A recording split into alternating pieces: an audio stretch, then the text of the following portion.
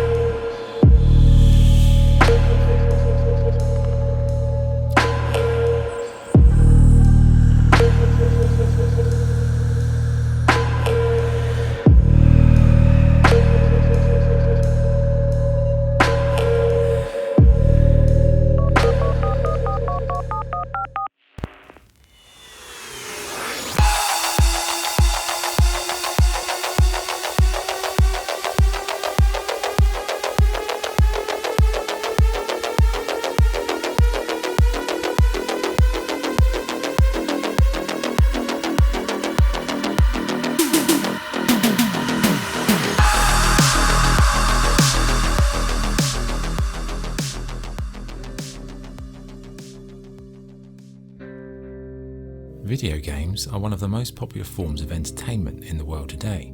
The majority of us play games to have fun or to share cool experiences with our friends.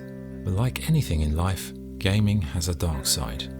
In this documentary, I will explore how violence is depicted in video games, whether the censorship laws are fit for purpose, and how far a video game has to go to get banned. To further understand if video games have caused an increase in societal violence, I'll investigate what other things influence people to commit violent crimes, from social media, mental illness, and childhood trauma. I'll also delve into the mindset behind mass murderers and cult leaders to broaden our understanding of the causes of violent crime and the warning signs to be aware of. As stated in the introduction, this video contains graphic imagery and topics that some might find disturbing, so please watch at your own discretion. In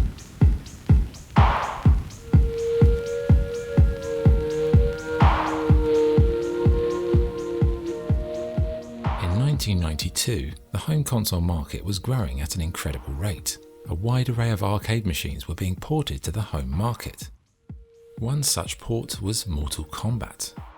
At the time, another game by the name of Street Fighter had cornered the market, but Mortal Kombat had a gruesome ace up its sleeve. Mortal Kombat was made infamous for its heavy reliance on finishing moves that depicted extreme violence in graphic and detailed ways. The game allowed you to sever a head, rip out spines, or extract a human heart with your bare hands. The extreme violence drew the attention of the United States Congress and led to the creation of the Entertainment Software Rating Board, also known as the ESRB. At the time, video games were considered mainly for children to be played in the bright lights of the arcades.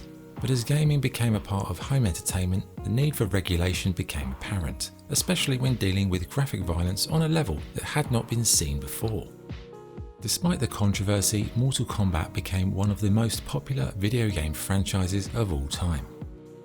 1 year later, in 1993, a fast-paced first-person shooter was released that once more courted controversy with excessive use of blood and gore. That game was Doom. Doom wasn't the first game in the first-person genre, but it was the first that really captured the public's imagination. Consuming these violent acts from a first-person viewpoint made for a more visceral experience.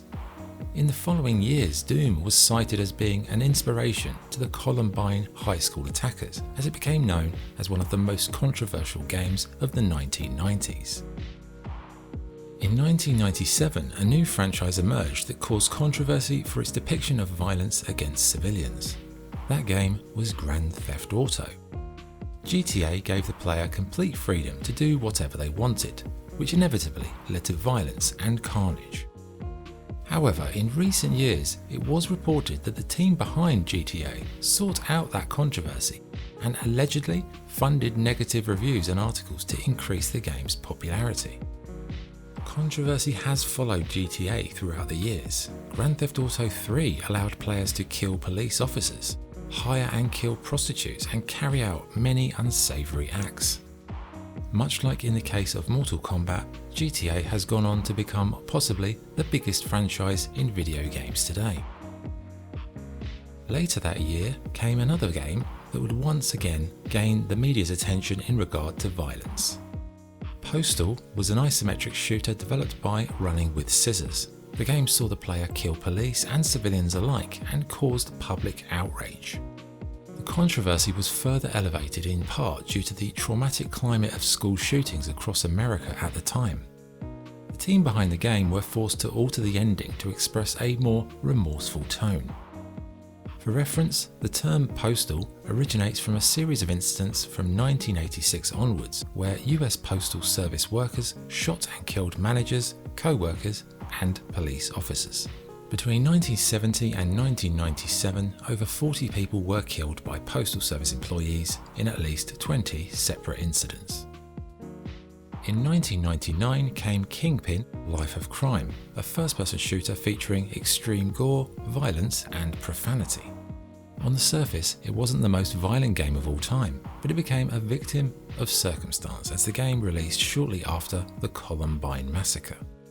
During this period, the gaming industry was under a lot of pressure from Congress and from lobbying groups to regulate and censor video games. Kingpin was subsequently altered by Zetrix, featuring a safe version with less violence and profanity. Despite these damage control measures, a variety of retailers chose not to stock the game in the US. In 1999, Japanese developer Konami released a new survival horror game called Silent Hill. At the time, the survival horror genre was made famous by Resident Evil, which featured mindless zombies, but Silent Hill took a more avant-garde and disturbing approach. The game featured shocking images of crucified bodies, disemboweled characters, and a disturbing segment set in a school. Inside the school were small, childlike creatures who would attack the player and had to be beaten to death in order to survive. Suffice to say, this didn't go down well, not only in regard to the school setting, but the fact that it looked like you were beating small children to death. In 2003, Rockstar North released a game that was both critically acclaimed for its gritty atmosphere, but also deeply criticised for its depiction, glorification, and reward for violence. That game was Manhunt. Manhunt was set in a fictional city where your character, James Earl Cash, was sentenced to death, but then forced to participate in a series of snuff movies. To earn his freedom, Cash is forced to brutally murder gang members in a variety of ways: suffocation, mutilation, beheading, and even disembowelment. Nothing was off limits. But it wasn't only the violence that was shocking. The encouragement you received from the deranged movie director was equally disturbing. The director, narrated by Brian Cox, continues to push Cash to the limit as he commits more extreme acts of violence to satisfy the depraved snuff movie audience. Okay, there are some more of these shitheads hanging around the exit. Give me some grade A, honest-to-God gore, and you'll be buzzed through the door.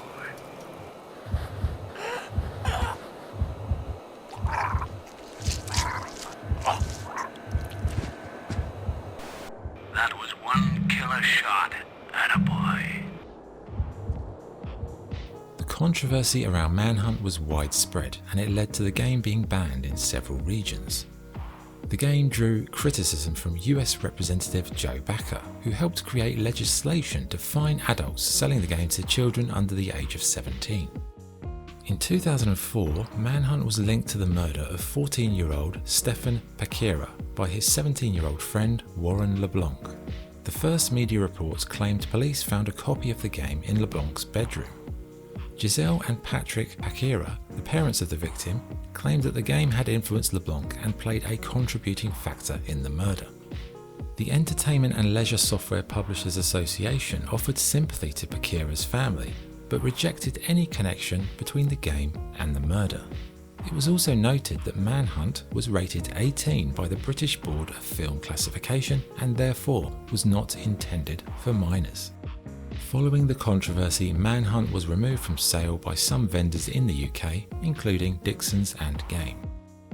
In 2004, an American attorney claimed that Rockstar were warned prior to the release of Manhunt, claiming the game would create copycat killers. The attorney was hired by the victim's family to sue Sony and Rockstar for a $50 million wrongful death claim.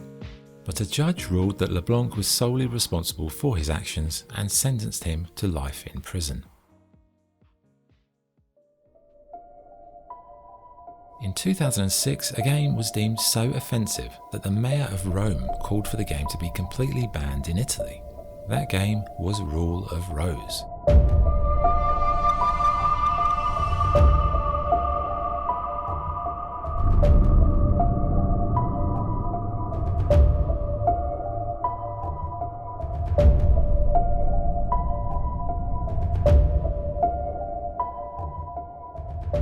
The authorities stated the game featured scenes of obscene cruelty and brutality and culminated in the player having to bury a girl alive in order to complete the game. The European publisher behind the game disputed these claims. On its day of release in the UK, the publisher announced that Rule of Rose would not be publishing in the UK after all. In 2014, a low-budget survival game was released in early access. This game was set on an island full of cannibals and featured extreme levels of gore and violence. The game was called The Forest. The Forest was developed by N Night Games and received overwhelming positive reviews, often being regarded as one of the best survival games of all time. You played as Eric LeBlanc and had to scavenge, build and craft your way to surviving on a harsh and dangerous island. Although not controversial upon release, it acts as a yardstick for the desensitization of society's tolerance for violence in the media. Heads could be decapitated, bodies could be chopped up into small pieces, they could be burnt at a fire or even eaten by the player's character. The Forest also gave players the option to use these corpses to make furniture, akin to the infamous serial killer Ed Gein. The Forest is a great game, of that there is no doubt, but it's an interesting point of reference to how times have changed. In 2015 came possibly the most shocking game in this documentary. The game features a protagonist who wants to die, but also wants to take as many innocent people with him. That game is Hatred. The violence in Hatred wasn't anything new or particularly shocking when compared to The Forest, for example. But it was the rhetoric used and the message the game was sending that really shocked me when I played it. My name is not important. What is important is what I'm going to do. I just fucking hate this world and these human worms feasting on its carcass. My whole life is just cold, bitter hatred. And I always wanted to die violently. This is the time of vengeance, and no life is worth saving. And I will put in the grave as many as I can. It's time for me to kill. And it's time for me to die. I don't want to die. Your character is a suicidal mass shooter who bears a striking resemblance to images captured by CCTV in a certain school shooting in America. The CEO behind Hatred was also accused of allegedly having neo-Nazi and anti-Islamic affiliations due to liking Facebook pages related to these beliefs. Upon release, Hatred was pulled from Steam, but later reinstated and marked as adult-only. For reference, adult-only games are unable to be sold on home consoles like the PlayStation, Xbox or Nintendo Switch. This meant Hatred only saw the light of day on the PC, which limited its audience and potential profits. Personally speaking, Hatred was an excellently produced game in respect of the graphics, sound and the feel of the gameplay, but it is a great example of a development team either seeking controversy to gain publicity or being so lacking in empathy or emotional intelligence that they were oblivious to how vile the game's message actually was. There has been a noticeable shift in the level of public tolerance of violence in video games over the recent years. In fact, I could make another list of new video games that feature violent acts on a par or worse than the games I just listed, but instead without the public outcry. Here are some examples. The Last of Us is a post-apocalyptic adventure game where you play as a survivor fighting against a deadly virus and hostile survivors of an apocalypse. The game features strong scenes of violence all tied together with an audio soundscape that makes the violence so much more visceral and impactful.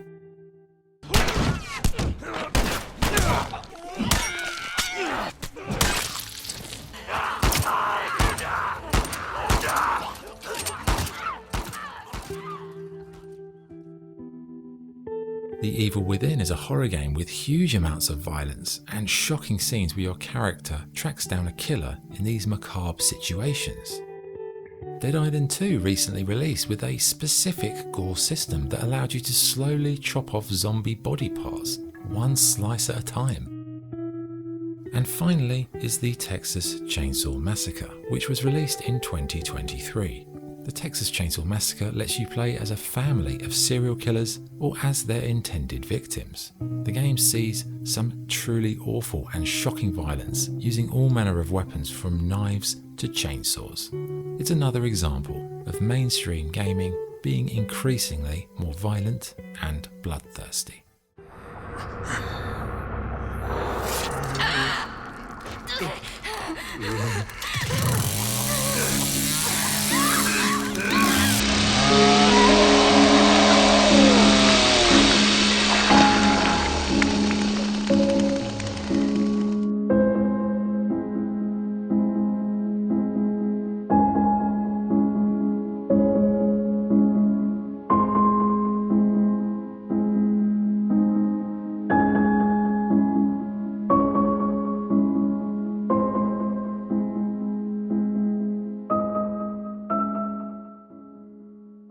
With an ever-increasing capacity for violence, how do the authorities ensure video games are monitored to ensure that they don't incite or disturb impressionable minds? In the UK, video games are classified under the Pan-European Game Information System, also known as PEGI. PEGI sets age ratings to help the general public purchase appropriate video games for themselves or their children. Ratings range from PEGI 3 to PEGI 18. The UK government has made it a criminal offence to sell video games with a 12 rating to underage children. But in a digital world where piracy and data sharing are commonplace, are these systems fit for purpose? Can they truly prevent children being damaged or disturbed by unsuitable content? Ultimately, parents have the final responsibility for their children and what they consume, because what they consume at an impressionable age will have a fundamental impact on how they behave toward other people in later life.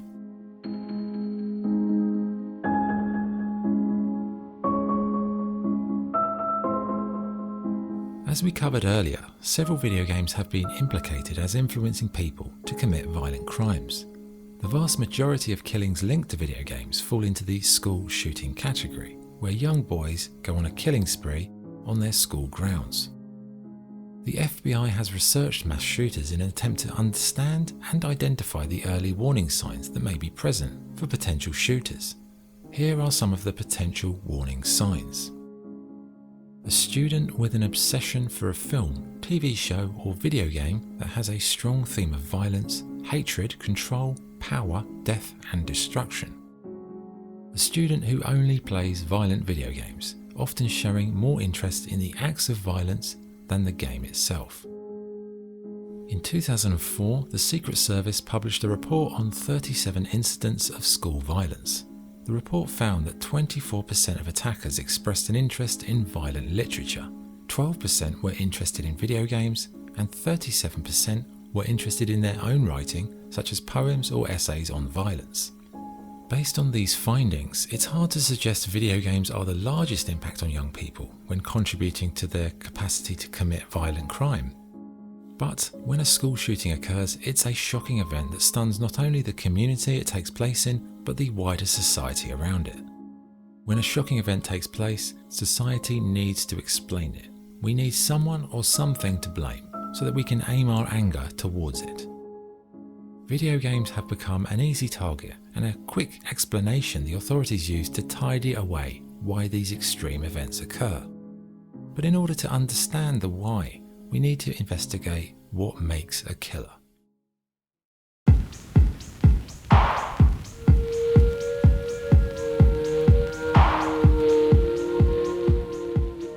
society where mobile devices can access pretty much anything at the touch of a button, it's inevitable that some young people will be exposed to sensitive material. Whether it's video game violence, distressing news reports, or shocking videos on the internet, once exposed, what does this type of content have on an impressionable mind? Images of extreme violence can cause a person to become numb to others' pain and suffering, often contributing to a lack of empathy toward other people. In extreme cases, sensitive imagery may also inspire others to commit similar acts. But what makes a person cross the line to becoming a violent killer? Violent behaviour has been studied extensively over the years. These studies have helped form law enforcement policy, which in turn aids detectives in catching killers or preventing others by spotting the early warning signs. So what character traits do violent killers have? Most killers had problematic childhoods and lacked strong role models in the home. Their parents failed to mix them with other children in the early years, which leads to a child with little or no social skills. Without these skills, they become an outlier, unable to mix in groups, which in turn makes them feel weird, different, and resentful of the other children who seem able to function normally in a group. It can also lead them to being the victim of bullying as a child, as they are seen as different, which can often become fuel to the fire for their future violent acts. All of these factors lead to a lack of empathy, and with a lack of empathy comes a mindset where you don't really understand emotion or the feelings of other people, or can even relate how your actions can impact how others feel. This can also lead to another common trait of killers, narcissistic personality disorder. A narcissist sees the world through the iris of their own experience with little or no understanding of other people. Narcissists have a strong sense of self-importance. They see themselves as more important than other people. They are adept at manipulating others and presenting themselves as being compassionate. But it's all an act. Underneath, they only care about themselves and have no feelings of empathy to anybody. This explains why both mass killers and CEOs of large corporations both have narcissistic and psychopathic personality traits. To achieve both, you have to care more about yourself and be free to walk all over people to get what it is that you want.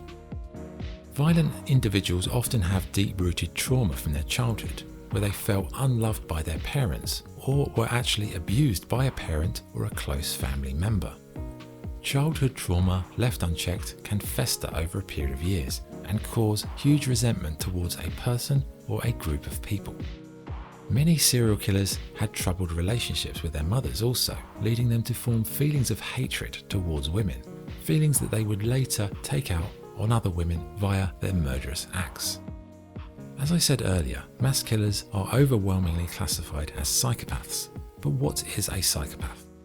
A psychopath lacks any sense of remorse for their actions, making it more likely they will treat people in terrible ways. They have narcissistic tendencies and see themselves as the most important person in the world.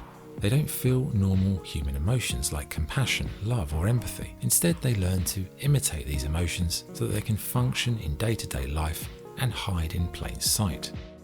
Finally, they are for the most part highly intelligent and driven to achieve their goals. But are all killers highly intelligent? Serial killers, spree killers, and mass murderers have been studied extensively, but what are the differences between those three character types? A serial killer is a person who kills at regular intervals with inactive cooling off periods in between the murders. Serial killers often stalk their prey for a prolonged period of time as they plan and prepare their murder. They are often highly intelligent, patient, and meticulous, which explains how they avoid capture. They often hide in plain sight and have a charming personality around certain people, which is a skill that they use to disarm and ultimately lure in their victims. Serial killers often have a unique signature or a method that differentiates them from crimes of passion. The acts are often linked to sexual gratification or an attempt to rekindle the feelings that they had during their first kill, which in many instances was a family member or someone that they knew intimately. An example of a serial killer is Dennis Rader, also known as the BTK killer, which stands for Bind, Torture, Kill. Over the course of 30 years, BTK killed 10 innocent people. Despite being a psychopathic killer, he was seen as a pillar of the community, a churchgoer, a scout leader, and a respectable family man. But behind the veil, Raider had a secret life. Raider was a sadist who in his early days tortured small animals. In 1974, at the age of 28, he broke into the Otero family home. In his first murder, he tortured and killed both parents and the 2 children. During this period, he sought the attention of the media, occasionally writing letters or sending trophies from the killings to taunt the police. BTK was captured in February 2005 when a floppy disk he sent to a TV station was traced back to the church he attended in Wichita, Kansas. Raider admitted the 10 murders and at a trial was given a sentence of 175 years with no chance of parole. His crimes have been analysed extensively and influenced the feature film The Clove Hitch Killer and also featured heavily in the Netflix series Mindhunters.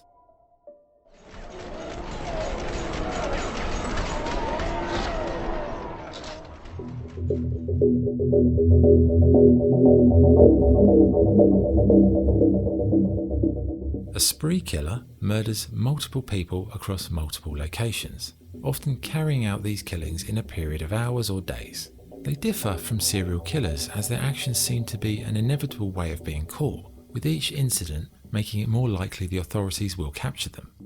Spree killers often have deep-rooted psychological issues which can cause a state of mania when they carry out their murders. But some have been more calculated, political and strategic in style, and have also cited video games as a useful tool when preparing for the killing spree. A prime example of this type of killer is Anders Breivik. On the 22nd of July 2011, Anders Breivik exploded a car bomb in central Oslo. 8 people were killed and many more injured. The bomb exploded outside the house of the Prime Minister. This was not by chance. It has a clear link to Breivik's next attack, which occurred a few hours later. Breivik travelled to the island of Utøya. Utøya was the location of the Labour Party's youth camp, where prospective future politicians visited and was often attended by over 600 people. Breivik dressed as a police officer, obtained entry to the island and then began to fire on random people, killing anyone in his path. A police task force was sent to the island, but due to the earlier bombing, their resources were stretched, which was part of Breivik's sick plan to kill as many people as possible before the authorities arrived. In a sickening twist, when the police did finally arrive, it further traumatised the survivors as they were reminded of Breivik's disguise. Breivik was arrested and charged with terrorism rather than murder, due to the more serious and coordinated manner of the attack. He was tried for each of the 77 murders individually. His motives were revealed during the investigation. Breivik harboured a hatred towards Islam and believed himself to be a knight, dedicated to stemming the tide of Muslim immigration in Europe. However, why Breivik chose to target white middle-class Norwegians is still up for debate. Following these attacks, many retailers in Norway removed popular war games from their shelves, games like Call of Duty, Sniper Ghost Warrior and World of Warcraft. The reason for this was Breivik's admission that he used such games to train himself for the event.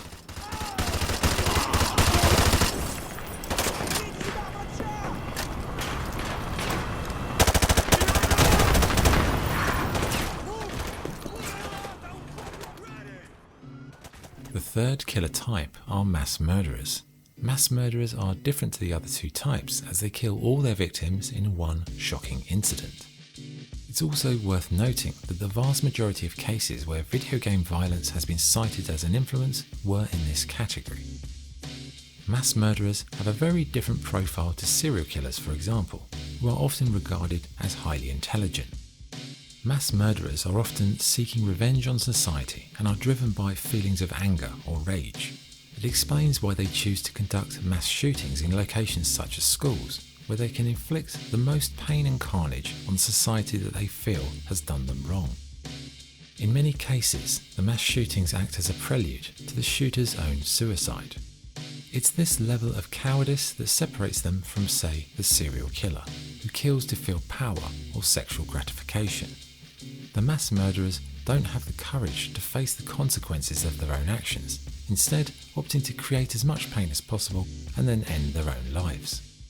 Mass murderers are cowards who feel society owed them something. When they don't get what they feel they deserve, they become overwhelmed with feelings of anger, self-loathing, and resentment for the people around them. They leave a trail of destruction in their wake, broken families, damaged communities, and often without any justice for the victims. An example of a mass murder occurred on the 20th of April 1999. Eric Harris and Dylan Klebold murdered 12 students and a teacher at Columbine. In the aftermath of the murders, it was revealed that Harris and Klebold were avid gamers and were obsessed with first-person shooters like Doom and Quake. The killers had several cultural interests that were cited as being influential to their violent tendencies, from both violent video games to dark music tastes. Both killers were bullied in school and in trouble on several occasions for their behaviour. They also kept journals in writing and video form where they would discuss and detail the things that they planned to do. As I mentioned earlier in the Secret Service study paper, killers are often influenced by their own writings, which acts as a method of self-reinforcement of their extreme views. This is classic loner behaviour, because most people with several friends would have this type of behaviour checked by the group. But as a loner or in a small group of extreme peers, these types of views and opinions can lead to horrific acts of violence. So video games clearly have influenced certain individuals who went on to kill multiple victims. Which poses the question, did the rise in video games lead to the creation of mass shootings as a societal phenomenon?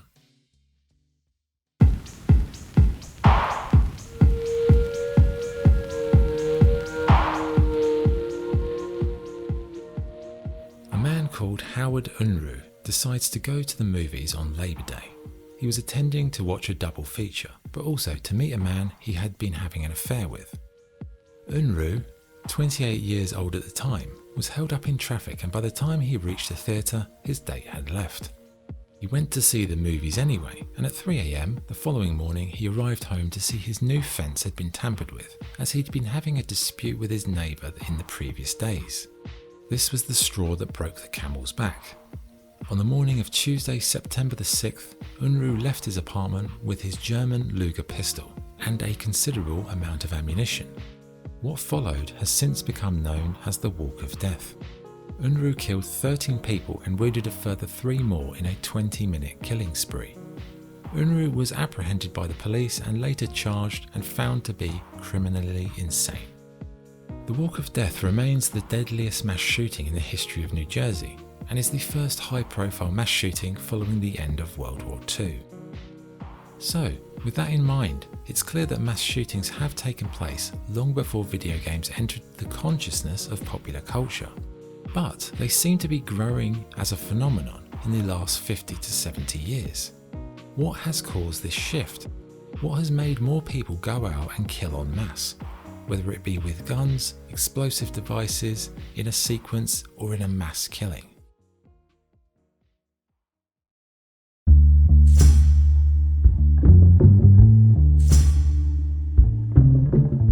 Across the 1960s and 70s, many cultural events in America could be cited as a reason for the cultural shift. From a series of high-profile assassinations including John F. Kennedy, Martin Luther King and Malcolm X. The Vietnam War was both a shocking and divisive feature of the era, as was the increase in experimental and psychedelic drug use. But another factor was the increase in violence in the mass media, in particular in Hollywood. Several decades later, we live in a world full of violent material available at the touch of a button. With a vast increase in available violent content and a social media industry driven by divisive clickbait, what do these things actually do to us? Well, in relation to gaming, competitive online gaming has become the mainstay of the industry, with games like Fortnite and Call of Duty pitting random people against each other in a battle to the death. Most gamers take these things in a light-hearted way that they were intended to be taken. But some go too far, using these to bully, harass, or in extreme cases stalk people online.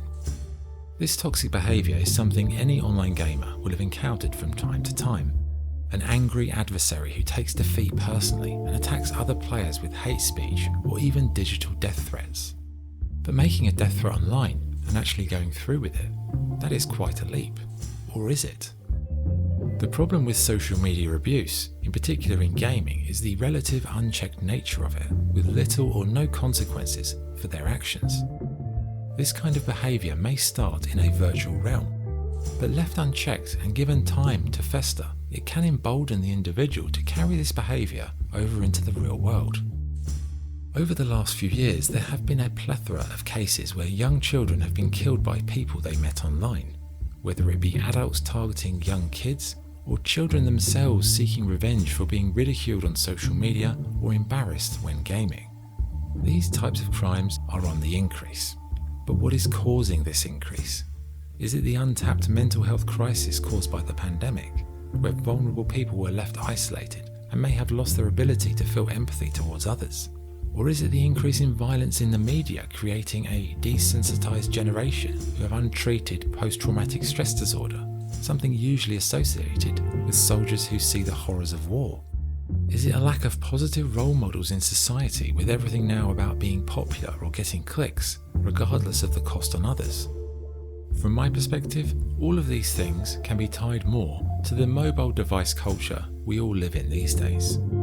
Human face-to-face interaction is on the decline, which leads to a lack of empathy, in particular in our children. These devices are creating loners with a lack of emotional intelligence, or the ability to understand how their actions may affect other people. But the most worrying aspect of the mobile device culture is how easily the content we consume can shape, influence, and radicalize our views.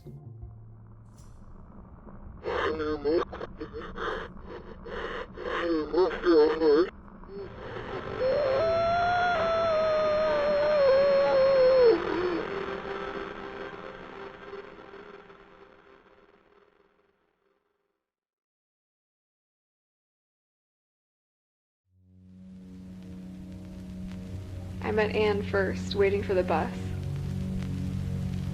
Normally, I avoid talking to just about anybody, but she struck up the conversation. She was so pleasant, so confident. She smiled at me as if she had known me as a kid, and we were just catching up after all these years. She told me she could tell I had a hole in my life. She knew what that was like, she said. She had also had a hole, but it was gone now. I asked her what she was selling, and she laughed and said nothing at all, that what she had to offer was free for anyone who wanted it bad enough. I asked her what had helped her. She just said, James.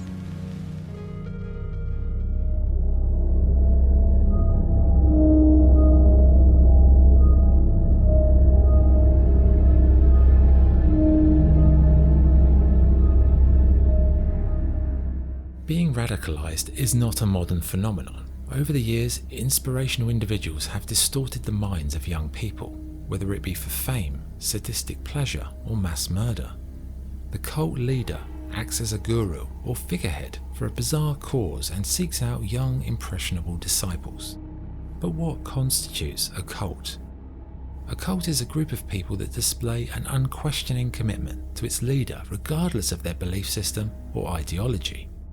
Any cult member who questions the great leader will either be killed, reprimanded, or banished from the group. Cults often embrace mind-altering techniques such as chanting, speaking in tongues, meditation, and other forms of control. The cult leader dictates how members should think, act, and feel. The group often sees itself as superior or elitist when compared to the general population. They usually have some form of divine mission to accomplish, a mission that often results in harm, violence, or in many cases, mass murder or suicide. One of the most infamous cults in American history were the Manson family, led by Charles Manson. The Manson family brutally murdered 9 people in the late 60s. Charles Manson recruited a variety of displaced young people and referred to them as his family. They lived in Los Angeles and settled on Span Ranch, a former movie studio. Manson told his family he wanted them to go on a killing spree, and on August 8, 1969, members of the family headed to Beverly Hills. On this night, the Manson family murdered 5 people, including well-known Hollywood actress Sharon Tate, who was pregnant at the time. At the crime scene, they wrote the word pig on the door using Tate's blood. The following night, the Manson family killed Rosemary and Leno LaBianca in their Los Feliz home. Rosemary was stabbed 14 times. 2 years later, in 1971, Charles Manson was convicted of first-degree murder.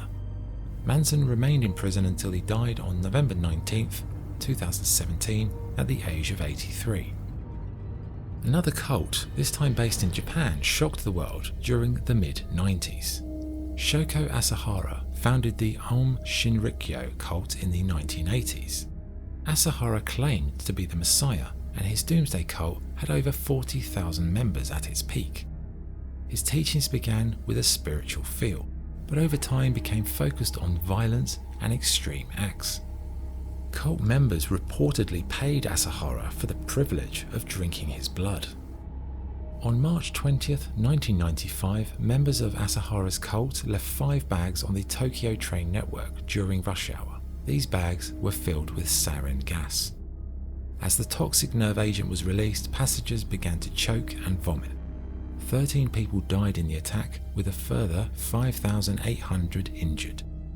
Over the following months, the cult tried and failed to attack several other subway stations with another deadly substance, cyanide.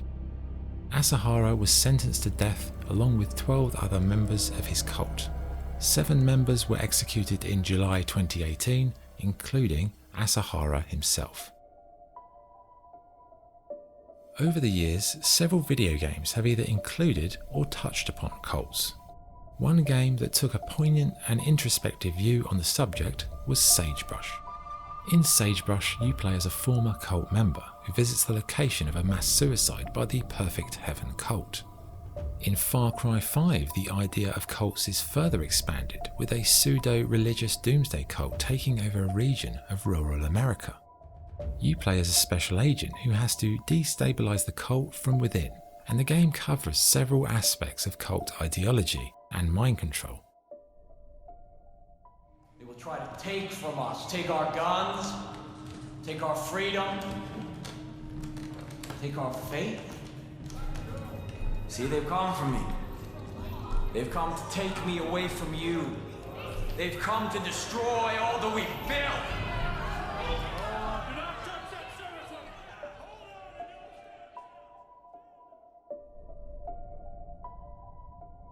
Cults, serial killers or violent murderers have become a part of popular culture. Movies such as Seven, Zodiac or the Netflix show Mindhunters have fascinated audiences.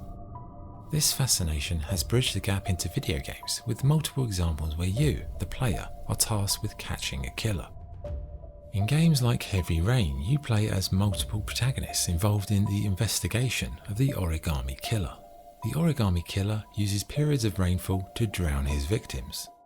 In Heavy Rain, you get to investigate crime scenes, and it also has a strong focus on profiling the killer, as you attempt to catch the killer by understanding his motives.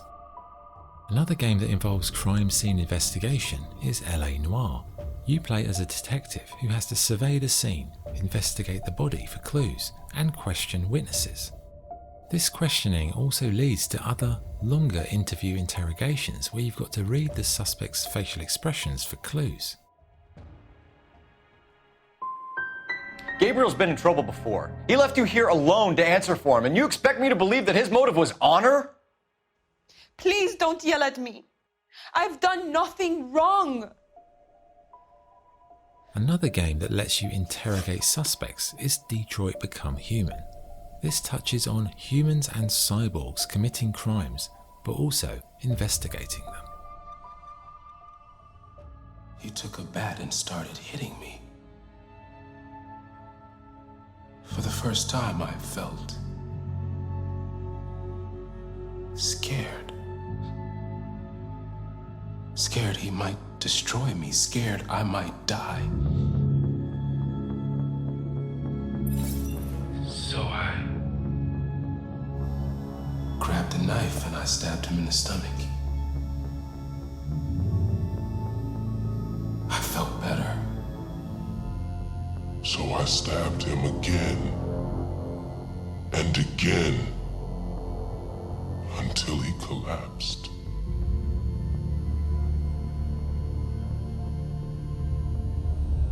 There was blood everywhere.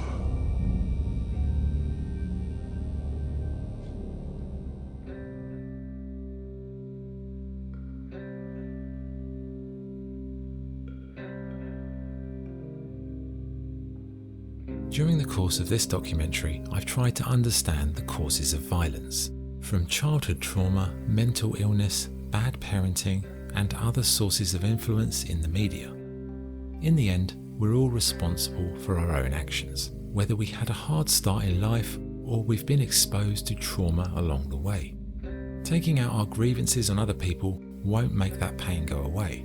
And if you're having harmful thoughts, I will put details in the description for places that you can go talk to people to air these feelings and deal with these issues.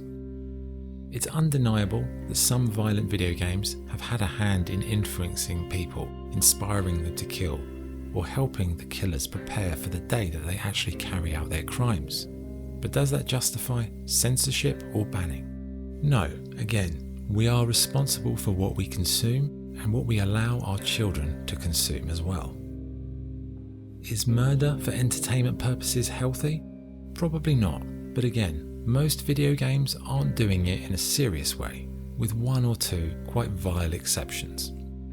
And finally, does video game violence lead to real-life violence in most cases? I would say no.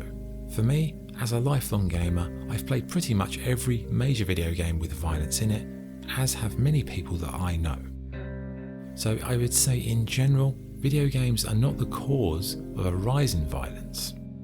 In my opinion, it's more about a lack of social empathy, human interaction, and the biggest contributing factor to that are mobile devices. But that is a conversation for another day. Thank you for watching this documentary. I hope you found it interesting, educational, and informative. This is Photography Gamer, signing off. Thank you.